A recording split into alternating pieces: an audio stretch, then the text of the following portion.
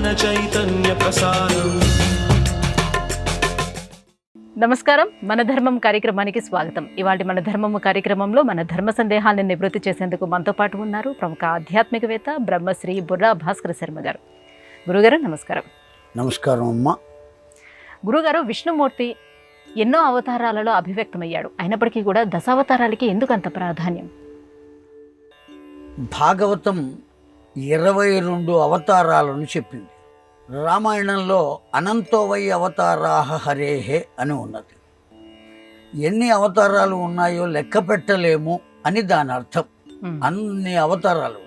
భారతం ఇంకొక మాట చెప్పింది, లోకంలో ఎన్ని జీవులు ఉన్నాయో అన్ని జీవులు భగవంతుని యొక్క అవతారములే అని చెప్పింది. కారణం ఏమంటే అతడు పరమమైన ఆత్మస్వరూపుడు. ఈ జీవులందరూ కూడా ఆత్మస్వరూపులే. ఈ శరీరమే నేను అనుకుని భ్రమలో ఉన్న ఆత్మస్వరూపులు జీవులు. వీళ్ళు ఆత్మస్వరూపులే, వాడు ఆత్మస్వరూపుడే. కనుక ఈ జీవులందరూ కూడా భగవంతుని యొక్క అవతారమే. కనుక మనం కనబడిన వ్యక్తిలో ఎవరిని దర్శించాలి అంటే ఫలానా పేరు కలిగినటువంటి ఓ శరీరం కలిగిన మనిషిని కాకుండా భగవంతుణ్ణి దర్శించగలిగితే ఎక్కడికో భగవంతుడి దగ్గరికి వెళ్ళవలసినటువంటి ఆవశ్యకత లేదు, అర్చన చేయవలసిన ఆవశ్యకత కూడా లేదు. కనుక లోకంలో ఉండేవారందరూ భగవంతుని యొక్క రూపాలే. ప్రత్యేకించి దశావతారాలు ఎందుకు వచ్చినవి అనేటువంటిది సమస్య.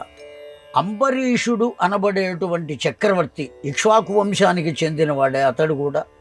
ఆ అంబరీషుడు ఏకాదశి వ్రతాన్ని నియమంగా తీసుకున్నాడు. ఎంతకాలము అంటే ఒక సంవత్సర కాలం. సంవత్సర కాలంలో ఏకాదశులు 24 వస్తాయి. 23 ఏకాదశులు విజయవంతంగా పూర్తి చేశాడు. 24వ ఏకాదశి నాడు అనేక మందిని పిలిచి వాళ్ళందరికీ భూరి దానములను ఇచ్చి ఉద్యాపన చేసుకోవాలి. ఆ ఉద్యాపన, వ్రత ఉద్యాపన అంటారు కదా. ఈ ఉద్యాపన చేసుకునేటువంటి సమయంలో అనేక మందిని ఆహ్వానించాడు. వారందరూ వచ్చారు, కూర్చున్నారు. వాళ్లకు అనేకములైనటువంటి దానములు ఇబ్బడి ముబ్బడిగా అందించాడు. ఆ సమయంలో దూర్వాసుల వారు అక్కడికి వచ్చారు. పిలవకుండా వచ్చాడు. పిలవకుండా వచ్చినటువంటి వారు అతిథితో సమానం. ఆ కారణం చేత పరమానందపడిన అంబరీషుడు, అయ్యా మీరు కూడా భిక్షకు దయచేయండి, మేము ఇప్పుడే స్నానం చేసి వస్తామన్నారు. భోజనం చేయాలి, ఏకాదశి వ్రతంలో ఉన్నవాళ్ళు భోజనం చేయాలి అంటే ద్వాదశి నాడు భోజనం చేయాలి. దాన్ని పారణ అని అంటారు, భోజనం అని అనకూడదు. ఈ ద్వాదశి పారణ. ఆ ద్వాదశి పారణ చెయ్యాలి అంటే ద్వాదశి దాటిపోకుండా ఉండాలి, త్రయోదశి రాకుండా ఉండాలి. ఇంకా త్రయోదశి రావడానికి 2 ఘడియల కాలం ఉన్నది. ఒక ఘడియకు 24 నిమిషములు. 2 ఘడియల కాలం అంటే 48 నిమిషముల కాలం ఉన్నది. నేను స్నానం చేసి వస్తానయ్యా, నదికి వెళ్ళి వెంటనే భిక్ష స్వీకరిస్తానన్నాడు. వచ్చినటువంటి వారంతా భోజనానికి కూర్చుని ఉన్నారు. ఉద్యాపన చేసుకోవాలి, 2 ఘడియల కాలమే ఉంది. ఒకవేళ దాటిపోతే వ్రతం కాస్త భిన్నమైపోతుంది, భంగం అవుతుంది. అందువల్ల అయ్యా మీరు ఇక్కడే స్నానం చేయండి, వెంటనే కూర్చోండి, సమయం పెద్దగా లేదు అన్నాడు. నేను వెంటనే వస్తానయ్యా అన్నాడు. నదికి వెళ్ళాడు. ఎంతకీ రాలేదు. రాకపోతే ఏం చెయ్యాలి? తన భార్యను అడిగాడు సలహా. అడిగితే ఆవిడ ఒక మాట చెప్పింది, జలం పిబతు భుంక్తావై న భుంక్తవ్య. శాస్త్రం చెప్పిన మాట ఇది. మంచినీరు గనక త్రాగినట్లయితే భోజనం చేసినట్టు చెయ్యనట్టు 2 విధాలుగాను భావించవచ్చు. కనుక నీవు మంచినీరు త్రాగవయ్యా, భోజనం చేసినట్టు అవుతుంది, ద్వాదశి ఘడియలు వెళ్ళిపోకుండా. భోజనం చెయ్యనట్టు కూడా చెప్పారు కనుక అతిథి రాకుండా భోజనం చెయ్యలేదు అనేటువంటిది కూడా మనకు దక్కుతుంది అని గ్లాసు నీళ్లు తీసుకొచ్చి ఇచ్చింది. ఆ నీళ్లు త్రాగాడు. ఆ పాత్ర అలా పెడుతున్న సమయంలో దూర్వాసుడు వచ్చాడు. అసలే కోపిష్టివాడు.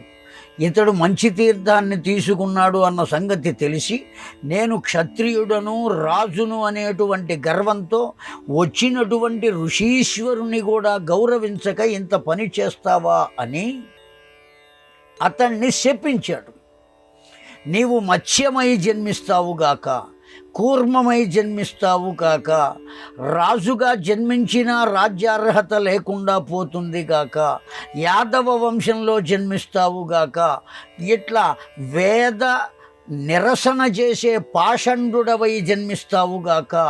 ఇలా ఎన్ని శాపాలు పెట్టాడు అంటే 10 శాపాలు పెట్టాడు. ఎవరిని? అంబరీషుని 10 శాపాలు పెట్టాడు. ఆ అంబరీషుని 10 శాపములను తన భక్తుడైన అంబరీషునకు కాకుండా తాను స్వీకరించాడు భగవంతుడు. ఆ 10 శాపములకు 10 రూపములను పొందాడు గనుక 10 అవతారములు అన్నారు. ఈ 10 అవతారాలు ఎవరి వల్ల వచ్చినాయి అంటే దూర్వాసుని వల్ల మనకు లభించినాయి 10 అవతారములు. గురువుగారు, మంత్రి అని అంటే మంచి సలహాలు అందించేవాడిగా ఉండాలి. కానీ ప్రహస్తుడు రావణుడికి ఎందుకు సరైన సలహాలను ఇవ్వలేదు? ప్రహస్తుడు రావణ సేనలో ఉన్నవాడే కానీ రావణ పక్షపాతి కాదు. గత జన్మలో రావణాసురునకు ఈ ప్రహస్తునకు శత్రుత్వం ఉన్నది. ఆ శత్రుత్వాన్ని తీర్చుకోవడం కోసమే ఈ జన్మలో రావణాసురుని సభలో చేరాడు ప్రహస్తుడు. అయితే తన శత్రుత్వాన్ని విభీషణుని వలె బయటకు కనబడనివ్వక అతడితోనే ఉండి అతడికి ఇవ్వకూడని సలహాలు ఇచ్చి, ఎంత దుర్మార్గమైన సలహా ఇచ్చాడు అంటే రామాయణంలోనే వాల్మీకుల వారే చెప్పారు.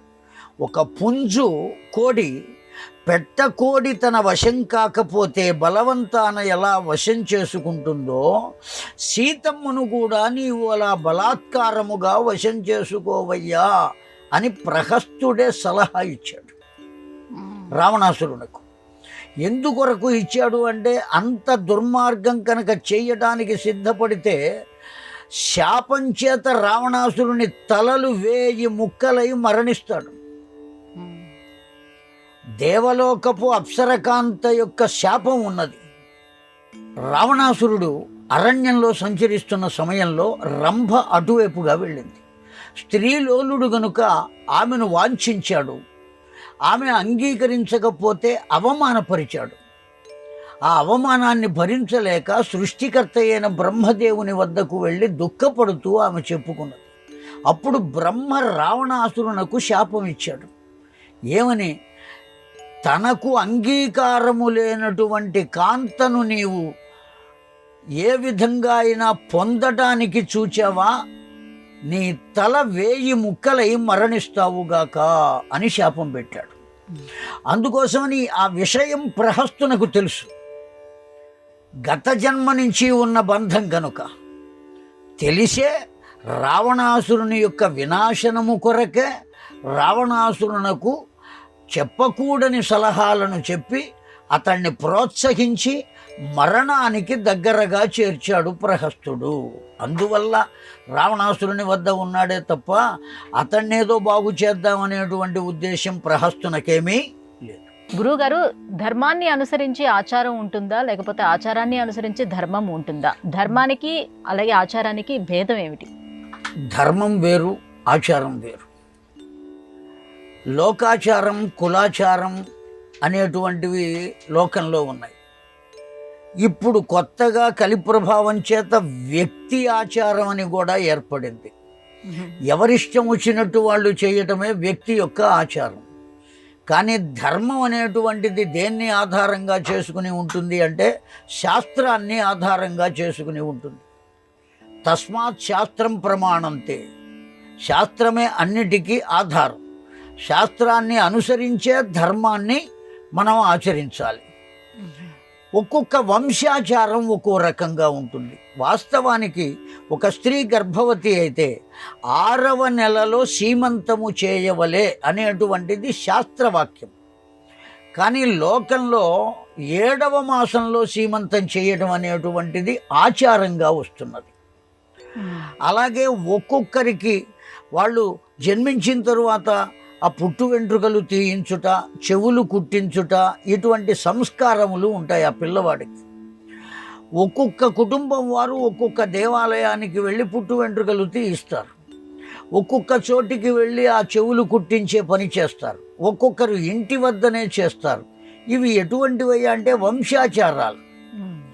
అలా చేయటం అనేటువంటిది ధర్మం, వారి ఇష్టం వచ్చినట్టు చేయటం అనేటువంటిది ఆచారం. ఆ వంశాన్ని అనుసరించి కనుక ఆచారం వేరు, ధర్మం వేరు. గురుగారు, రావణుడి భార్య మండోదరి మూర్తిమత్వాన్ని ఎలా విశ్లేషించుకోవాలి? రావణుని భార్య మండోదరి సామాన్యమైనటువంటి జన్మ కాదు. ఆమెది అయోనిజ, తల్లి గర్భం నుంచి పుట్టినటువంటిది కాదు మండోదరి. ఒకానొక ఋషీశ్వరుడు నదికి స్నానానికి వెళ్ళినప్పుడు అక్కడ ఒక కప్ప లభించింది ఆయనకు. ఆ కప్పను రక్షించడం కోసం ఇంకొక సర్పం వచ్చి దాన్ని తినడానికి సిద్ధపడింది. ఆ సమయంలో ఆ కప్పను రక్షించుకోవటం కోసం సర్వప్రాణుల పట్ల దయ కలిగినటువంటి వారు ఋషులు గనుక, అందరిలోనూ ఏక ఆత్మను చూడగలిగిన వారు గనుక ఆ కప్పను రక్షించినటువంటి వాడు అక్కడ వదిలి వెళ్ళిపోలా ఋషీశ్వరుడు. వదిలితే మళ్ళీ ఆ పాము ఈ కప్ప వద్దకు రావచ్చు. ఆ కారణం చేత ఆ కప్పను తన కమండలంలో వేసుకుని తన ఆశ్రమానికి తెచ్చుకున్నాడు. ఆ ఆశ్రమానికి తెచ్చి దాన్ని ఆశ్రమంలో ఉన్నటువంటి ఒక జలపాత్రలో వేశాడు బ్రతకటం కోసం. ఆ కప్ప బతికే ఉన్నది. ఇప్పుడు ఆ కప్పకు ఆ ఋషీశ్వరుని యొక్క దివ్యమైనటువంటి శక్తి చేత కలిగినటువంటి కాంతయే మండోదరి. మండూకము యొక్క జన్మ నుండి వచ్చినది కనుక ఆమెకు ఏమని పేరు వచ్చింది అంటే మండోదరి అని పేరు వచ్చింది. మండూకము అంటే కప్ప. ఆ ఋషీశ్వరుని పెంపకంలో పెరిగింది ఈ మండోదరి. ఆయన వద్దనే తన పుత్రికగా భావించి ఆమెను పెంచి పెద్ద చేశాడు. ఆ పెద్ద చేసినటువంటి వాడు విశ్రావసువు కొరకు పులశ్చుడు అడగగా ఆ మండోదరిని రావణ బ్రహ్మకు ఇచ్చి వివాహం చేశాడు. ఆ ఋషీశ్వరుని యొక్క దివ్యత్వము వల్ల ఆవిడ యొక్క జన్మ, ఆవిడ యొక్క తత్వము ఇవన్నీ కూడా ధర్మ మార్గాన్ని అనుసరించి ఉన్నాయే కానీ అధర్మాన్ని అనుసరించి లేవు. తన భర్త అనేకములైనటువంటి దోషములను చేస్తున్నాడు అన్న విషయం ఆమెకు ఎరుక, తెలుసు. తెలిసినప్పటికీ అడిగి ప్రశ్నించేటువంటి అవకాశం తనకు లేదు కనుక ఆవిడ రావణాసురుణ్ణి ఒక మార్గంలో పెట్టడం కోసం ప్రయత్నం చేయాల. అప్పుడప్పుడు ఆవిడ ప్రయత్నం చేసినట్టుగా మనకు చరిత్రలో తెలుస్తున్నది. ఆ ప్రయత్నాన్ని రావణ బ్రహ్మ ఎట్టి పరిస్థితుల్లోనూ లెక్కకు తీసుకోలేదు, సరకు చేయలేదు, చెవిన పెట్టలేదు. ఒకవేళ ఆవిడ ధర్మాన్ని చెప్పినా ఆచరించేటువంటి స్థితిలో అతడు లేడు కనుక ఆవిడ చెప్పటం వరకు చేయగలదు కానీ తప్పనిసరిగా నీవు ఇలా ఆచరించవలసిందే, లేకపోతే నేను ఇంట్లోంచి వెళ్ళిపోతా అనేటువంటి తత్వం మండోదరిది కాదు. కారణం ఏమంటే ఆ ఋషీశ్వరుని పెంపకం అటువంటిది. ఎప్పుడు భార్య అవుతుంది అంటే భర్తను వదిలిపెట్టకుండా ఉన్నంత వరకే భార్య. అతడి భార్య అతన్ని వదిలిపెట్టింది అనేటువంటి పదం తప్పు. భార్య అయితే వదిలిపెట్టదు. భార్య అతన్ని భర్తగా అంగీకరించలేదు అంటే అతడికి తాను భార్యగా ఉండటానికి కూడా అంగీకరించటం లేదు అనే అర్థం. కనుక వదిలిపెట్టి పెడుతుంది. ఆవిడ భార్యే కనుక అయినట్టుంటే ఖచ్చితంగా అతడితోనే ఉంటుంది. అతడు దుర్మార్గుడు కదా, ఎలా ఉండగలుగుతుంది అని ఇవాల్టి రోజున ఉన్న మహిళా లోకం అడగవచ్చు. అతన్ని మార్చడం కోసం విశ్వ ప్రయత్నం మండోదరి చేసింది. ఎన్ని చేసినప్పటికీ ఆమె ఎన్ని రకాలుగా ప్రయత్నం చేసినా ప్రయత్నాలను వేటిని అతడు ఆచరించలేదు. తన ఇష్టము వచ్చినట్టే చేశాడు. ఆ కారణం చేత ఆమె ఏమీ చెయ్యలేని స్థితిలో దుఃఖపడింది. మరణించిన సమయంలో కూడా నీవు ఇలా దిక్కులేని స్థితిలో మరణిస్తావు అని నేను అనుకోలేదయ్యా. రావణాసురుని గురించి పలికిన మాట అది మండోదరి. సామాన్యమైన మానవుని చేతిలో మరణించావా? నీవు దైవతత్వం కలిగినటువంటి బ్రహ్మవంశములో జన్మించావు. సామాన్యమైన జన్మ కాదు. షట్ శాస్త్రములను అధ్యయనం చేశావు. అనేకములైనటువంటి యుద్ధ విద్యలను అధ్యయనం చేశావు. 4 వేదములను అధ్యయనం చేశావు. ఏకకాలంలో 9 కోటి శివలింగములకు అభిషేకం చేశావు. 9 కోటి శివలింగములు అంటే 9 కోట్ల లింగాలకు ఏకకాలంలో అభిషేకం చేశాడు. ఒక లింగానికి ఒకసారి కాకుండా 9 కోట్ల శివలింగములకు ఒక్కసారిగా అభిషేకం చేశావు. నీ తల్లి మట్టితో చేసిన లింగమునకు, పార్థివ లింగమునకు అభిషేకం చేస్తున్నది అని చూచి భరించలేక పరమేశ్వరుని గురించి తపస్సు చేసి పరమేశ్వరుని ఆత్మలింగమునే తీసుకున్నావు. ఇంత శక్తి కలిగిన వాడవు, దిక్కులేని మరణాన్ని పొందావు ఈ యుద్ధరంగంలో. ఇలా జరుగుతుందని నేను భావించలేదయ్యా. నీవు చేసిన అధర్మం నన్ను కూడా పసుపు కుంకుమలు లేకుండా చేసింది, నిన్ను ఆశ్రయించిన కారణం చేత. కనుక తన భర్త యొక్క తప్పుని ఒప్పుగా ఆవిడ అంగీకరించలా, భర్తను భర్తగానే అంగీకరించింది. అందువల్లనే మహాపతివ్రత అయ్యింది. అటువంటి స్థితి కలిగినది మండోదరి. ఆవిడ జన్మ రహస్యం అది.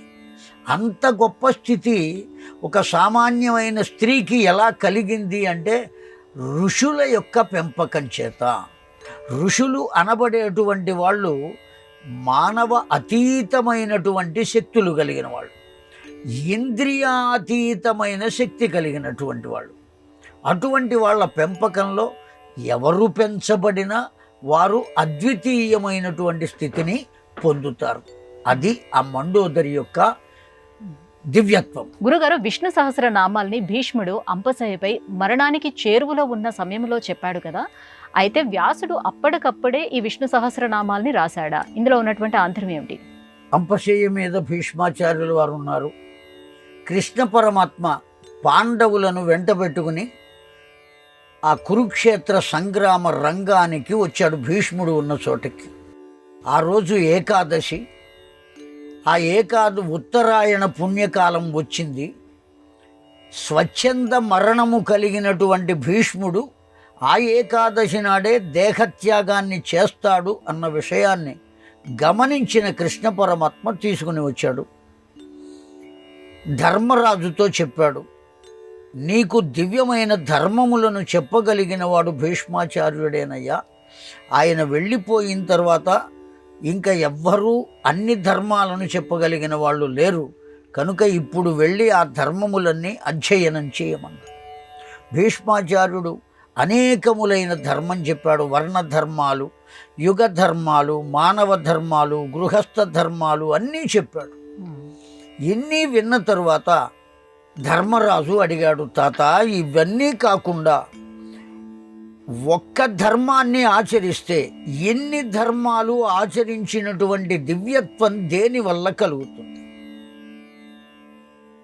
అని అడిగితే అప్పుడు భీష్మాచార్యుడు చెప్పాడు, జగత్ప్రభుం దేవదేవం అనంతం పురుషోత్తమం స్తువన్ నామ సహస్రేణ పురుష సతత ఉత్థిత.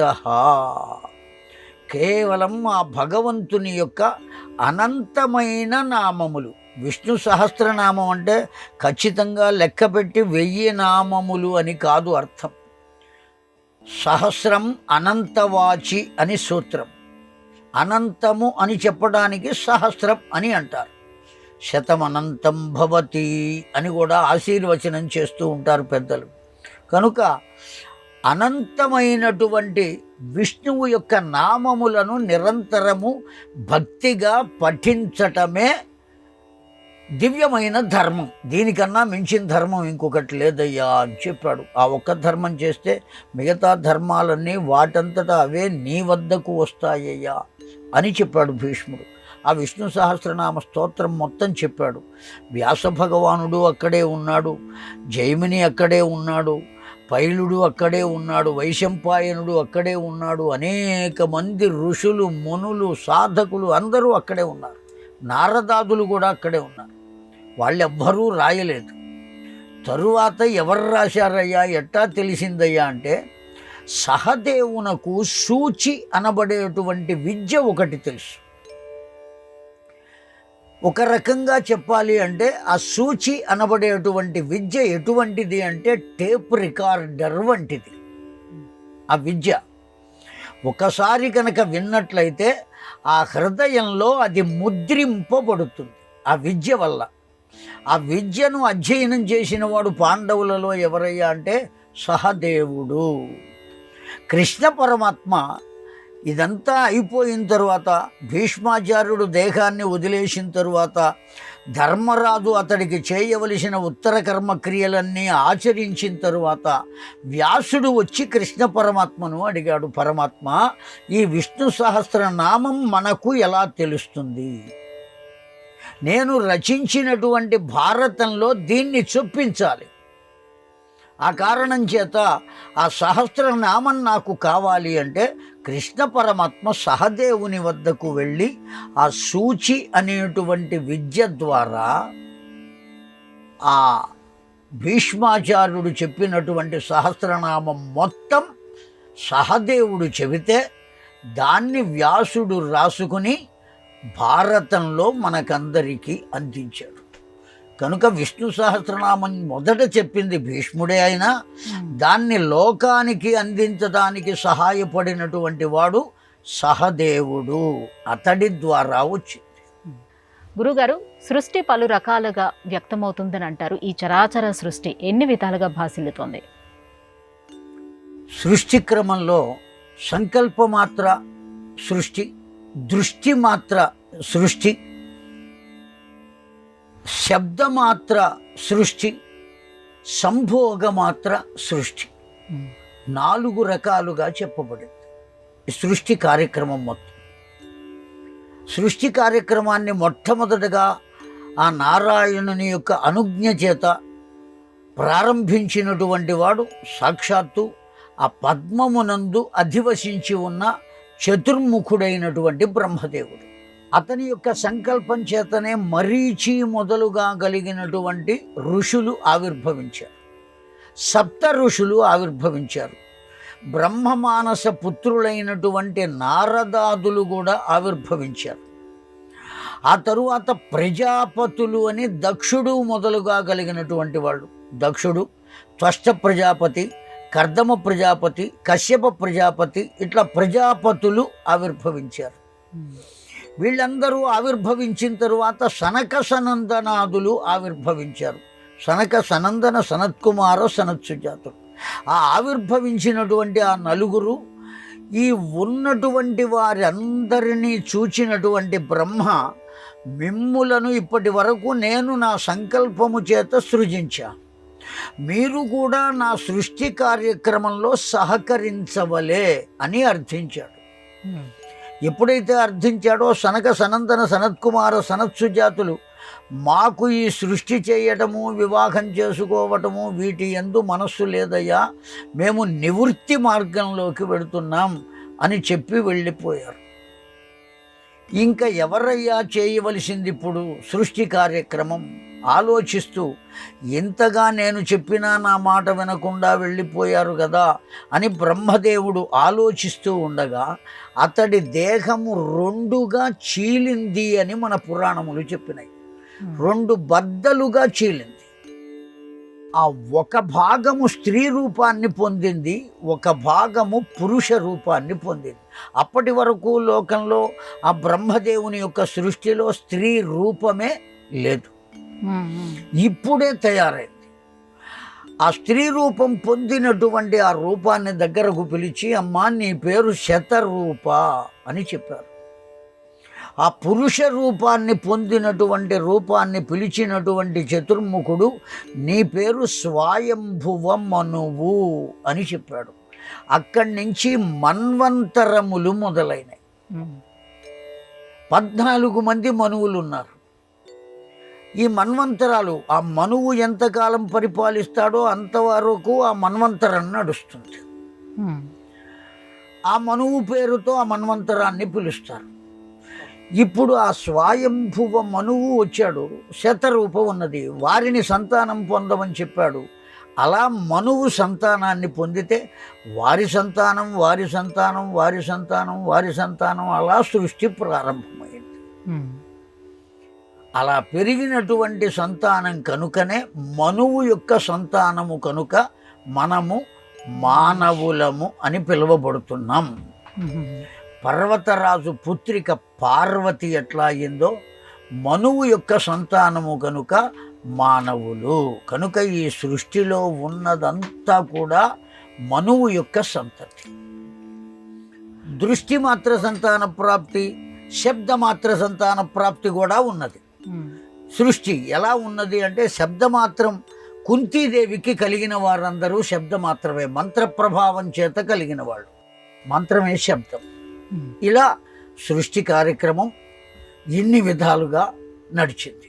గురుగారు, ఇవాటి మన ధర్మము కార్యక్రమంలో మాకు వచ్చినటువంటి ధర్మ సందేహాలన్నీ కూడా నివృత్తి చేసినందుకు ధన్యవాదాలండి. మీకు కూడా ధన్యవాదాలమ్మా. శ్రీమాత్రే నమః.